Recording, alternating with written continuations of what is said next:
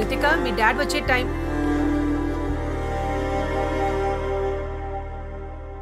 వీడేంటి ఇక్కడ ఏం చేస్తున్నాడు?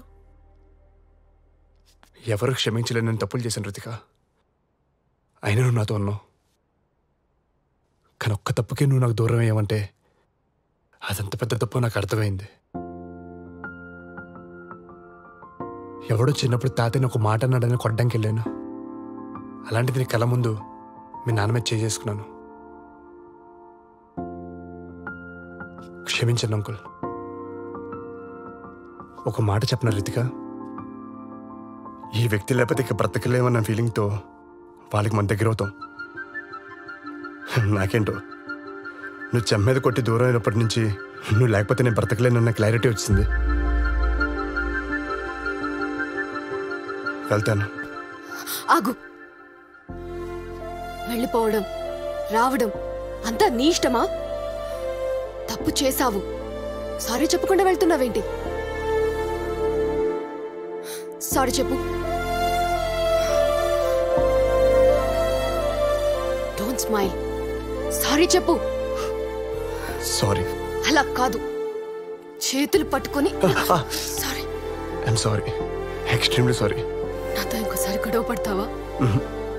నన్ను వదిలేసి వెళ్తావా? వెళ్ళను. చెప్పు. ఎక్కడికి వెళ్ళను. I'm really sorry.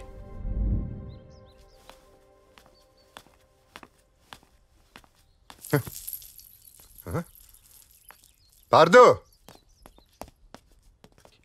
ఏంటిదంతా? ఈ బెలూన్లు, ఈ డెకరేషను. రితిక, రితిక భలే ఉన్నారు. ఏంటి, ఏమన్నా స్పెషలా?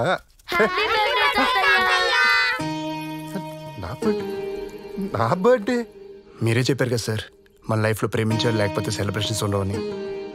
మీ లైఫ్లో మేము ఉన్నాం. Happy birthday sir. Happy birthday sir.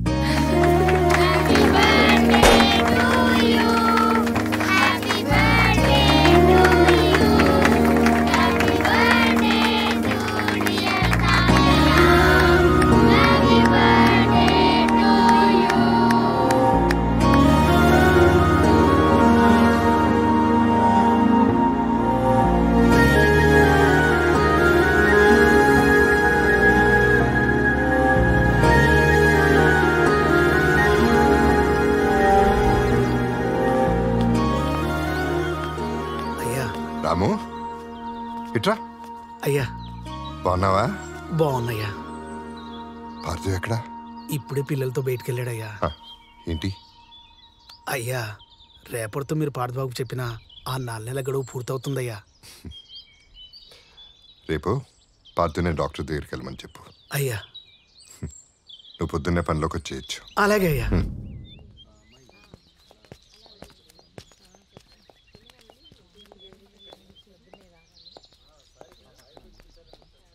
ఏది నోరు తెరు. 3 పూట్ల నేను చెప్పిన కషాయం తాగండి, తగ్గిపోతుంది. తీసుకెళ్ళమ్మా. చెప్పండి. నమస్కారం అండి, గుర్తుపట్టారా? పార్థు, బాగున్నావా? బాగున్నానండి. అది మీరు చెప్పిన 4 నెలలు ఈ రోజుతో పూర్తయి కట్టి తీసేస్తున్నారు కదా, అందుకే వచ్చాను. మళ్ళీ ఎప్పుడెప్పుడు ఆశ్చర్యాడతానని చెప్పి 1000 కళ్ళతో ఎదురు చూస్తున్నాను సార్. 4 నెలలేమిటి, కట్లు ఇప్పటివేంటి? ఏం మాట్లాడుతున్నావు పార్థు?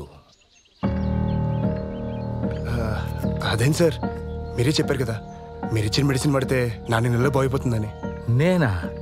నేను అలా చెప్పలేదే. ఒక్క 5 నిమిషాలు బయట ఉండు నాయనా.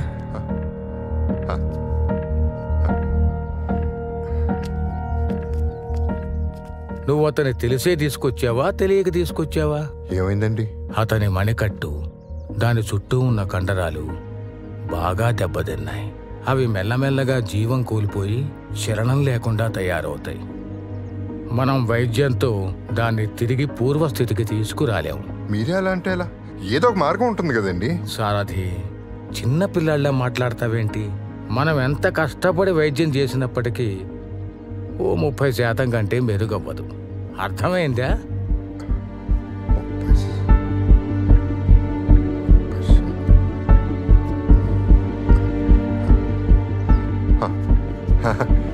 చాలండి, చాలు, చాలు. నేను ఈ విషయం అతనికి మెల్లగా అర్థమయ్యేలా చెప్తాను. మీరు వైద్యం చేయండి చాలు. సరే, నీ ఇష్టం.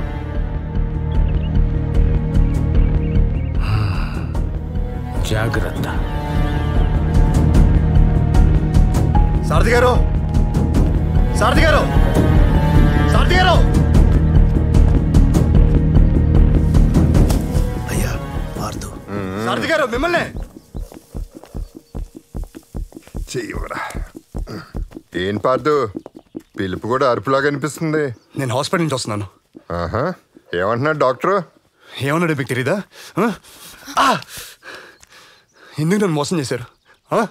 ఎందుకు మళ్ళీ నా చేయి పనిచేస్తుందని చెప్పి హాస్పిటల్ మోసం చేశారు? ఏం చేశాను సార్ మీకు? నీ తెలియదు రీతి కాదు, పెద్ద మోసగాడెత్తను. ముసడైపోయాడు కదా, బ్రెయిన్ పనిచేయట్లా. 4 నెలలు సక్కస్ ఫీట్లు చేయించాను నాతో. పార్థు బాబు, సారథి గారి గురించి తెలియకుండా మాట్లాడతాము. రామో, అయ్యా పార్దు పార్దు పార్దు, నువ్వు అరుస్తుంటే నాకేం కోపం రావట్లేదు. నీ పరిస్థితి నాకు అర్థమవుతుంది. ఆ రోజే నిజం చెప్పుంటే నిజంగానే ఏ లారీ కింద పడి చచ్చేవాడివి. అందుకే నిజాన్ని వాయిదా వేశాను, మోసం చేయలేదు.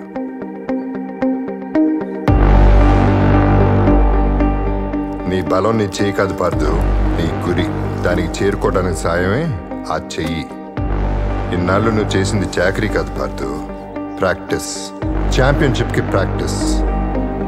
నువ్వు చేసిన ప్రతి పని కుడి చేయిని వెనక్కి తీసుకురావడానికి కాదు పార్దు, నీ ఎడం చేయిని సిద్ధం చేయడానికి. ఇప్పుడు ఎక్కుబెట్టే నీ చేయి మారింది, గురి పెట్టే నీ కన్ను మారింది. అందుకు నీ వ్యూహం మారాలి, నీ సాధన మారాలి. మార్చాను. ఈ 4 నెలల్లో జరిగింది అదే. రాము, పార్దు, నీ ఎడం చేతో ఆ రాయి తీసుకో. తీసుకో.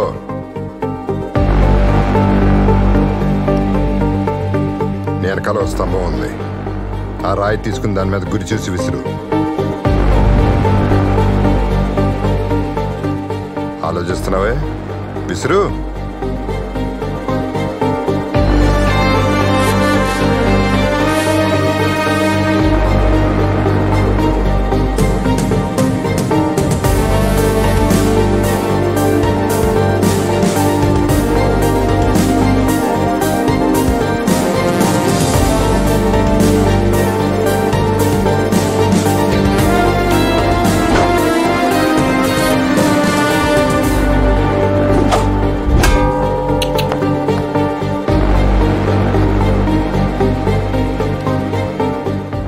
విసిరిన రాయి 100 మీటర్ల దూరంలో ఉన్న స్తంభానికి సరిగ్గా తగిలింది.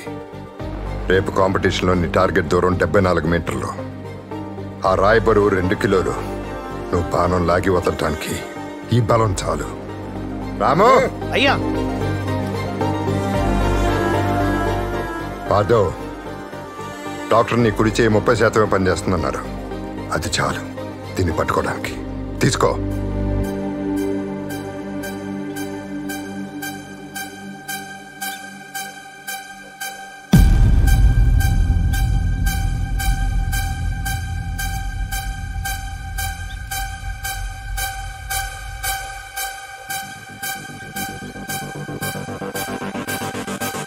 పార్దో, విజయం నీ ఎదురుగా ఉంది.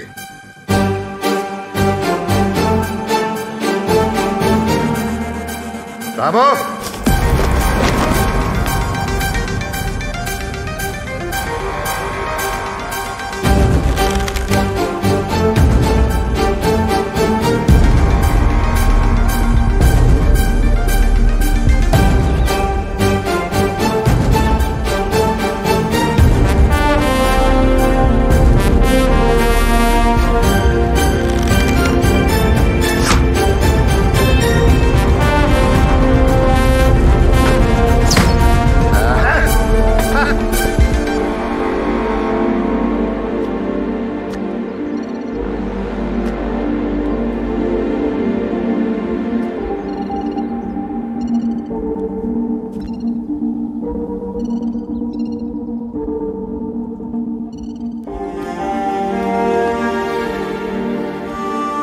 పార్దు, నా మాటని నిలబెట్టుకున్నాను. నేను ఛాంపియన్షిప్లో పార్టిసిపేట్ చేస్తానని. Now it's your turn.